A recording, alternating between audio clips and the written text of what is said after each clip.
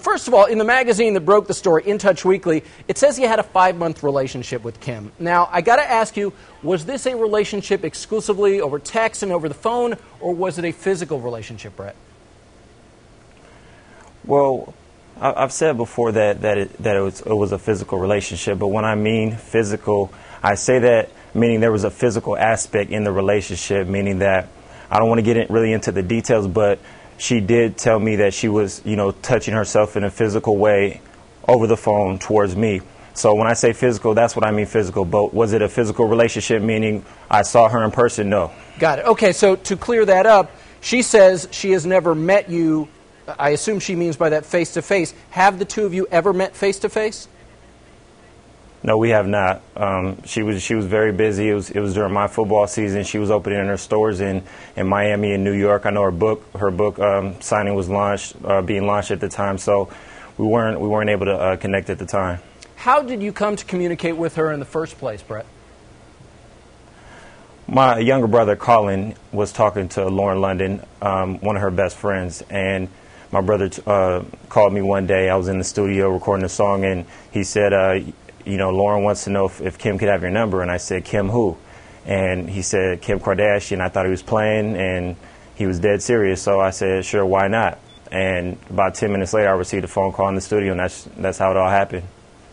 So in your mind, it is clear this was Kim Kardashian. This actually went down. And as you well know, Bret, Kim not that happy at all about what you're putting out there. In a brand new court document just obtained by TMZ, Kim's attorney claims that you have made false, defamatory, and injurious statements, and they basically want you to stop talking. The letter reveals some of the claims they would like you to retract and apologize for. I just want to run a couple of these down. That you and Ms. Kardashian secretly had a 5-month affair during the time Ms. Kardashian has been in a relationship with her fiancé, Kris Humphries. That Ms. Kardashian engaged in sexting and phone sex with you during that time. That Ms. Kardashian sent sexually explicit pictures of herself to you. And the list goes on, Bret. Clearly, Kim, not playing around here.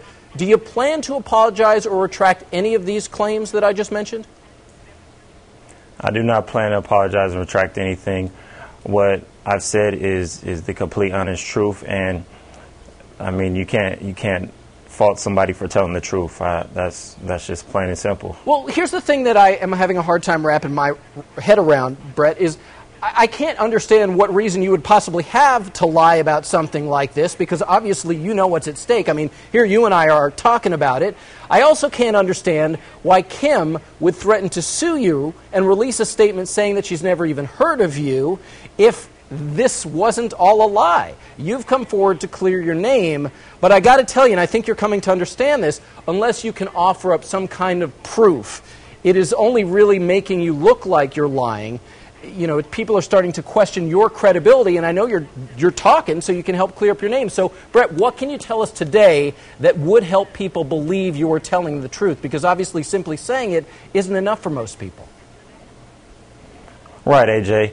And at the end of the day, I don't understand how you can take somebody to court and sue somebody for telling the truth. Because once we all go to court, we all are under oath. So I don't understand how you can fault me or try to sue me for telling the truth.